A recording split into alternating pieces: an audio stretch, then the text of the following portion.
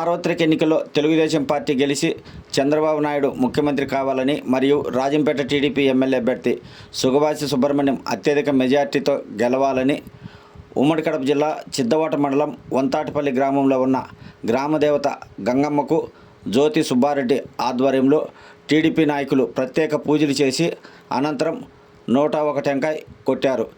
ఈ కార్యక్రమంలో మండలంలోని పలువురు టీడీపీ నాయకులు పాల్గొని అమ్మవారికి పూజలు చేశారు.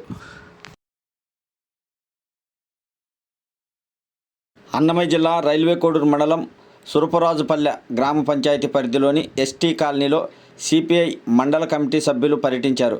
ఈ సందర్భంగా మేము ఉన్న ఇండ్లకు ఇంటి పట్టాలు ఇప్పించాలని గ్రామస్తులు సిపిఐ కమిటీ సభ్యుల దృష్టికి తీసుకెళ్లారు.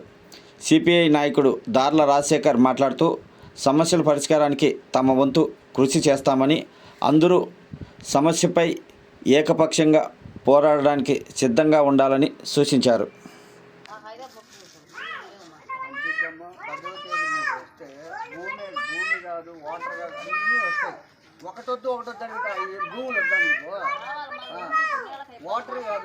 చిద్దవటం మండలం మాధవరం మేజర్ పంచాయతీలోని ఎస్కేఆర్ నగర్లో వెలిసిన భద్రావతి భావనారాయణ స్వామి ఉత్సవాలు అంగరంగ వైభవంగా జరుగుతున్నాయి. ఉత్సవాల్లో భాగంగా స్వామివారి కళ్యాణం వైభవంగా నిర్వహించారు అర్చకులు. ఈ సందర్భంగా స్వామివార్లను ప్రత్యేకంగా అలంకరించారు. కళ్యాణం తిలకించడానికి భక్తులు పెద్ద సంఖ్యలో తరలివచ్చారు. కడప జిల్లా చిద్దవటం మండల పరిధిలోని జేఎంజే కాలేజీ వద్ద కడప చెన్నై ప్రధాన రహదారిపై రోడ్డు ప్రమాదం జరిగింది. వేములూరు నుంచి కడపకు వెళ్తున్న కారును వెనుక వైపు నుంచి లారీ ఢీకొనడంతో కారు వెనుక భాగం దెబ్బతింది. ఇరు వాహనాల్లో ఎవరికీ గాయాలు కాకపోవడంతో డ్రైవర్లు ఊపిరి పీల్చుకున్నారు. ఎవరికేం దెబ్బలేం తగలే కదా? దెబ్బలేం లేదు సార్.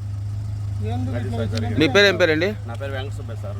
వేముల నుంచి ఎక్కడ ఆడిపోతున్నారు? కడప పోతాం సార్. చెప్పు.